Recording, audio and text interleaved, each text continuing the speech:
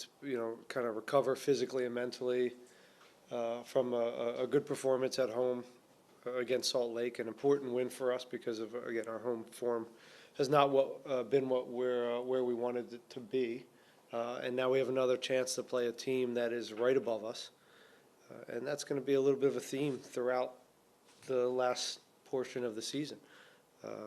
Whether it's teams that are all fighting to get in playoffs, Austin, we got Seattle, we got LA, we got a bunch of teams here that we can kind of go chase, and I think our team enjoys that. And I think that's a good problem to have right now. But again, looking forward to getting back at home and trying to pick up some points. All right, still in the room. Luis, good. Coach, of course, this team goes as far time as Hector goes. Not having Hector on the field, how much, of course, it changes for you tomorrow? Well, you don't replace Hector. However, we have some guys that can come in and fill in and still play the way we want to play and still get the results that we want. So it's just an opportunity for somebody else to step into that role for the short term. We don't think the injury is a significant one. It's nothing that's going to keep him out for months. It's more of a week to week injury, so that's good news when we looked at the scans. So we anticipate him coming back. But in the short term, it's just about who can step up. And it's not always one person that fills a role for a guy like Hector. It becomes collective, and everybody has to maybe be a little bit sharper and kind of pick up some of the things that we're going to miss from him. But again, it's an opportunity for someone.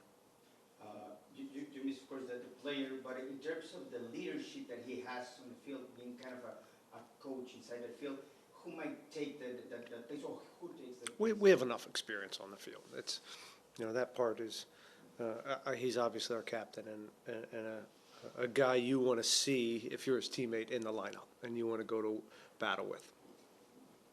But whether it's Ponce or Artur, or Eric Sviatchenko, Franco Escobar, we got a lot of guys, Coco. I mean, these guys have been playing this game a long time. So I don't worry about that part necessarily. Steve Clark, another guy who has been a big voice for us. So as much as we go, as Hector goes, we also have a lot of other voices, and that part I don't necessarily worry about, the moxie and the leadership tomorrow. It's just, you miss a world-class player, and that's never fun. But again, it's as I said, it's opportunity for us to step up and show that we can win games without him. And for the most part, we've been able to do that. Very good. Hi, Coach. Hey. The depth, right? Once again, you add another midfield depth with Junior Moreno, a guy you are familiar with him. Just introduce him. I've been trying to get Junior for a while. Finally, he's been able to. The circumstances were right that he could come to Houston. He's a guy that, as I said, I've worked with. The assistant coach, Juan Guara, has actually played a few years with in Venezuela. So we're very familiar with his qualities, both on the field and who he is as a person and a teammate. So I've always thought he'd be a good fit for this team. And we'll see. He took a trip over to kind of to Qatar there, and it didn't necessarily work out, but he's been not playing a lot over the last couple months. So that part is about evaluating him now that he's here and seeing where he's at and how quickly he can help this team. With the roster freeze on 9/13, like I asked Pat, do y'all have any plans with the injury concerns and everything to maybe alter any of the type of Our system? training sessions? I just lost my words for a moment. Do you have any? Is there any thoughts or concerns with injuries to alter or change the training sessions, or even No. work on No. hydration? No. We evaluate every injury, maybe over-evaluate, because it happens. And we've got a great sports science department. They do a great job of whether it's, preventative stuff or return to play. And they've done a very good job, in particular after we had that first injury rash, of keeping us healthy. So no alterations on training or what we do here. We trust in kind of our sports science and also, the feel that we have for these players. But no, nothing will change. Go ahead, Greg. What is it about this group? You guys have been through a lot this year. What is it about this group? You're talking about it's an opportunity for somebody else to step in. That they've kind of accepted that challenge, embraced it, and put yourselves in a pretty good position here with a late season run. Well, I think it goes back to what type of characters, Pat and Asher have brought into this club. We value personality. We value winners and people that have trophies. So, with that comes a certain, I think, grit and resiliency that they've been through it. And it's an experienced crew. They also like each other. I think the culture's strong. And we're also in seventh place. So as much as there's this feeling of like we've lost 2 in 13 games or whatever, and we've been tough to beat, we're still not where we think we should be. So in some ways we'd like to be up there, but in some ways that's kind of helped the tension right now of understanding each moment matters, and each game is so critical right now if we're going to put ourselves in a good position. First and foremost, getting into the postseason, which we haven't done, and we got to pick up some results to do that. And then if that happens, B, how far can we move up into that into the standings to get home field advantage, or set us up as well as we can to ultimately hold a trophy. So that's where we focused, and again that tension.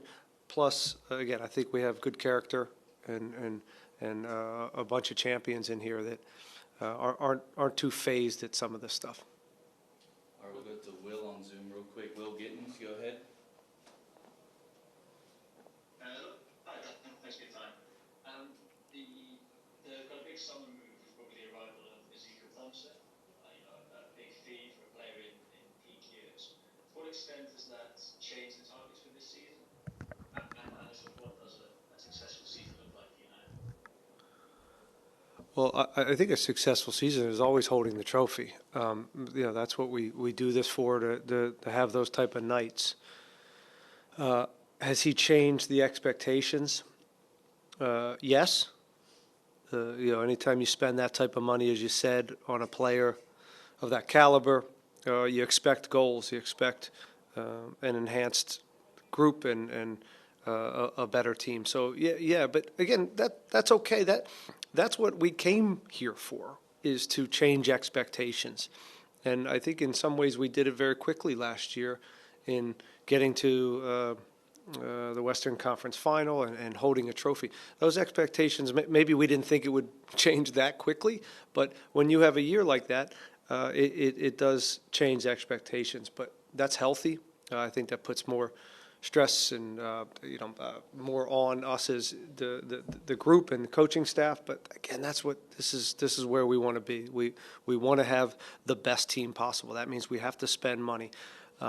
Ted Siegel has done an amazing job, I think, of supporting Pat, Asher, and myself with the resources, on the field and off the field to continue to change expectations and push this club forward and be a real consistent team that we're putting ourselves in positions to hold trophies. So, Ezekiel's changed that. Anali, again, resources in buying under 22 and really putting some stock in young players. Lawrence is obviously a big injury, and Nelson Quinones. So going into next year, we're going to be able to reload in some of these high, young, talented players as well. If I can jump on that. You talked about the health of your ownership on the field, off the field. I've heard you rallying. I've seen you rallying the crowd the last game. You and your players talk about wanting more fans in the stadium. Have you gone to your owner on that topic and asked for more help in filling up the stadium, filling up the support? No, not specifically. I don't, I don't spend a lot of time and energy on that. We've got really good people in the front office, and that they're working on pushing that part. In the same way, I'm pushing this group every day to be at our best on the soccer side. So I don't get involved in that. And just to go back to that the other night, I just thought it was quiet. I just thought it didn't, we're winning 3-1 at home. I just wanted a little enjoyment, because it means a lot to me and to the group and the staff and the players, that we send these people who are spending their hard-earned money to come watch us. We send them happy, right? We send them home happy, and that means the performance has to be right, and we got to get all 3 points. That's what people want when they go to be entertained. So that's what we strive to do at home, and I think we were doing it. You said this team's maybe not where you want it to be yet. Where do you think it should be? I say that only. I think we're where we need to be at right now in this moment. I think we're in pretty good form. We're hard to beat. We're scoring goals. We're identifying some areas that we really need to dial in on to be at our best here against really good opponents. For us to get into the postseason. When I say that, it was a little bit on the season itself and losing some points where we should be more cutthroat in moments to be in a better situation in the table. But we're not, so I can't worry about that too much. But yeah, some of those still kind of sting a little bit on not having 3 rather than 1. Too many ties where we lost a win late to a set piece, things like that. But as far as our form right now over the last 13, 14 games, it's been pretty damn good. And we're tough to beat. Defensively, we're sound. And we're slowly scoring more. We're slowly identifying more areas to threaten the goal. So we're okay, but there's a lot of season left. With the amount of money spent and the amount of money players brought in, some could probably say after a 4-1 win, they figured something out. But does it take a while to kind of get all the guys together after bringing in so many places? Yes, yeah, for sure. But the money is great. We're being supported, but there was a lot of other teams that are being supported, and there's a lot of money being thrown in this league. So some of this catching up with, staying up with a portion of the league that is also spending big. But when you get a guy like Ponce and you spend a record signing,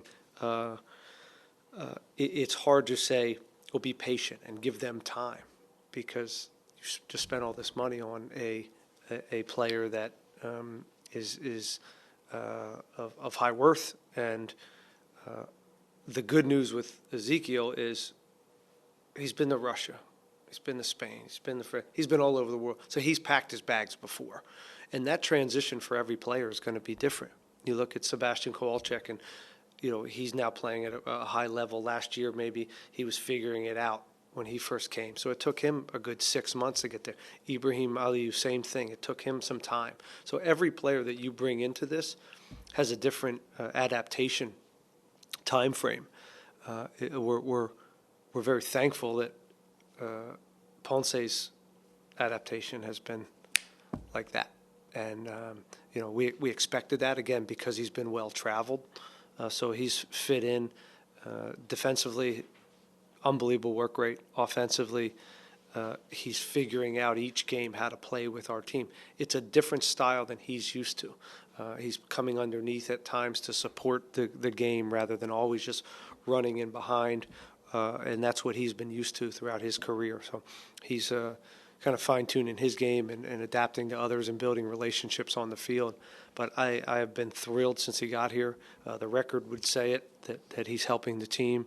And now it's a matter of him doing all the things he's doing and then scoring goals. 1, 2, 3, continually putting him in positions to score more goals. And because we know he knows what he's doing in front of net, and he can score. So it's not only him adapting to us, it's us adapting to how he wants to score goals. We have one on Zoom from Alex Tara. Alex, go ahead. Great, Coach. If you can hear me, first of all, good morning. Thank you for your time. Can you hear me? Yeah, Alex, I got you. Great to see you, Coach. Pat was very complimentary about the hard work you have put in, your staff have put in. What is your relationship with Pat? Are you happy with it? I imagine it is. I can't stand Pat. On the field.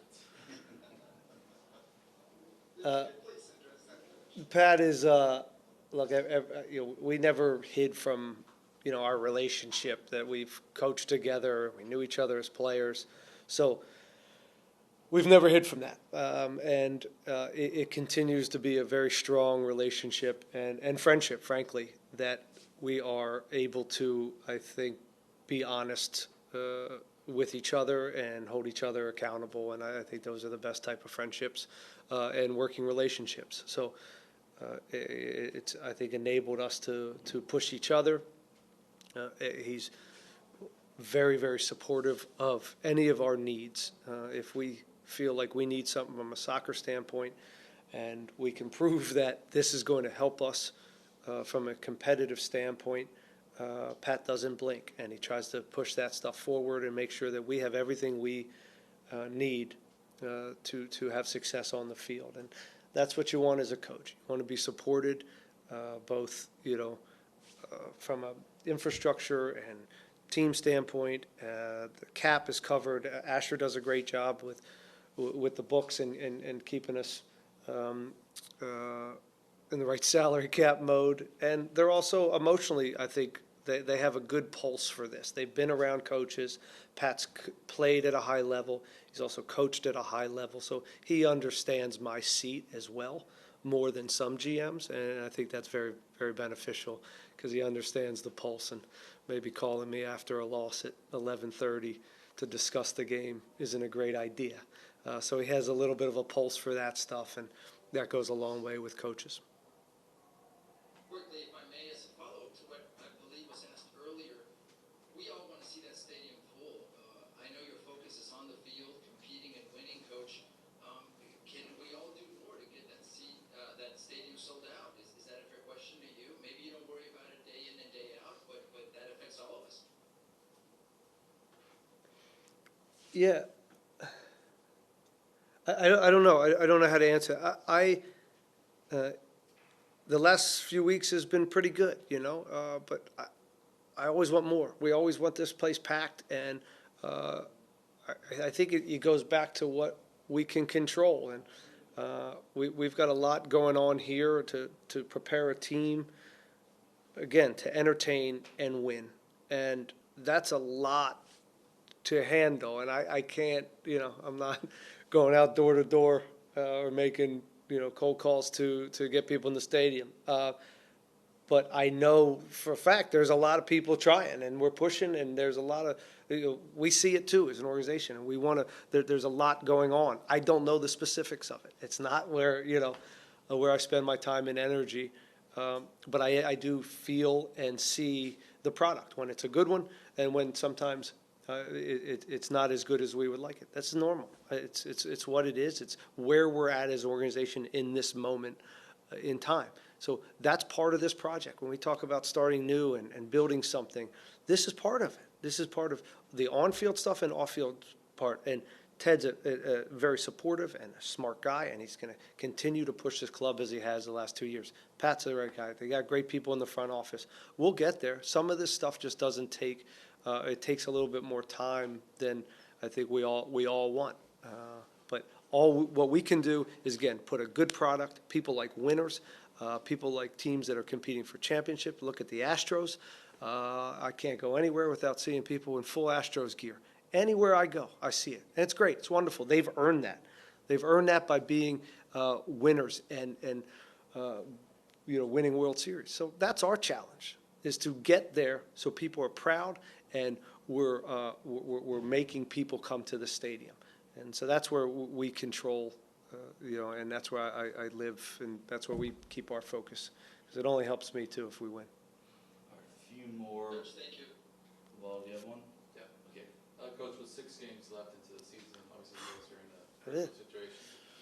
What do you need to see from your team going forward to this last few games? Well, offensively, we need to continue to do the little things, make our own luck, and again, whether it's the right numbers in the box and actions in the final third, and continue to put up goals.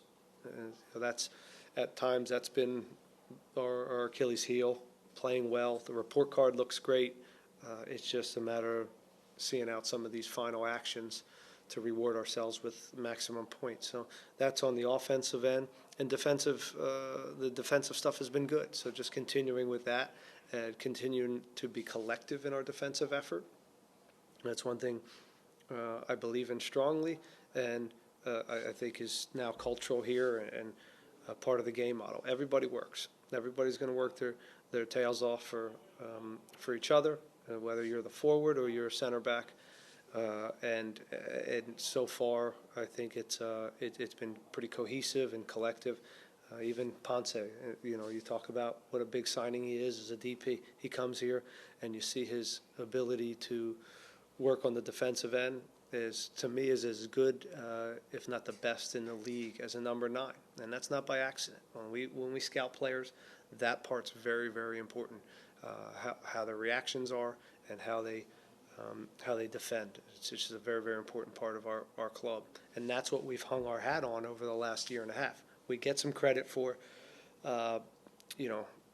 possession and playing an aesthetically pleasing game at times, but really the defense has been where we've excelled if there's over the last year and a half.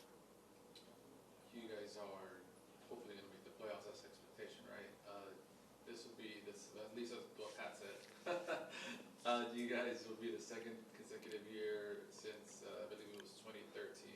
What does it mean to be in this position with after everything you guys have been through? Yeah, it means nothing.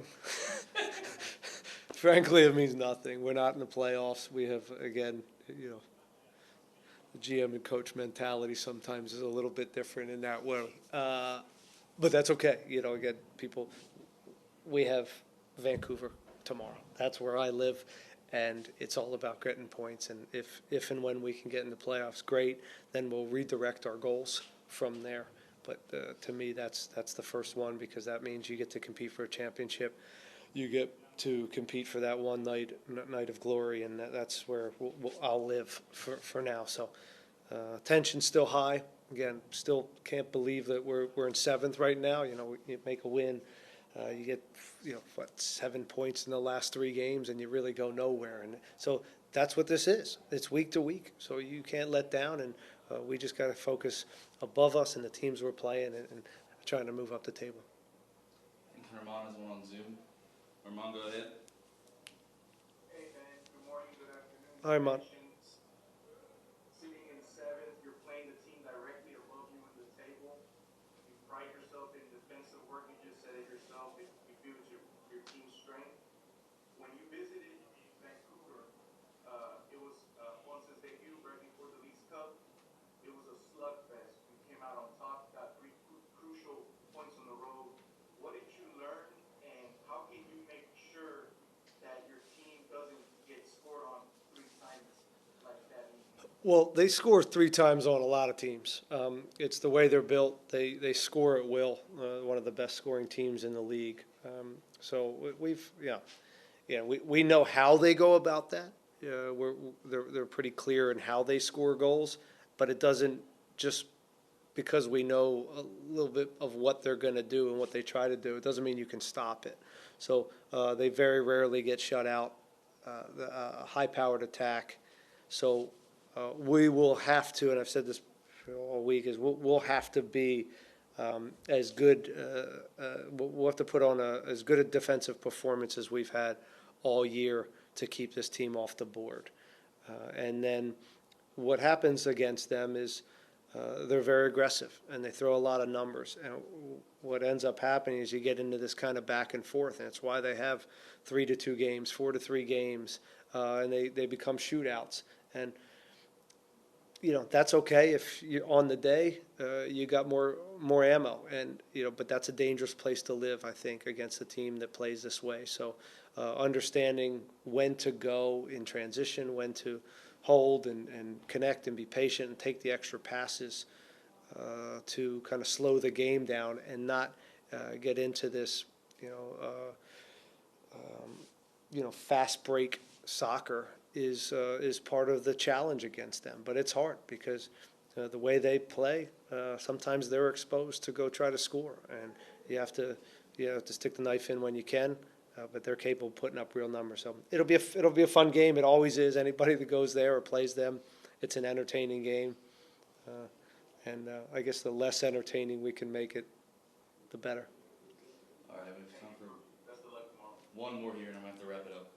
You were talking about Hector Herrera, Ponce, our great defense with Steve Clark. Is there any one player that you would want to center the team around or build a great team around, or one group of players? Do you have specifics that you want to build a great team around? No,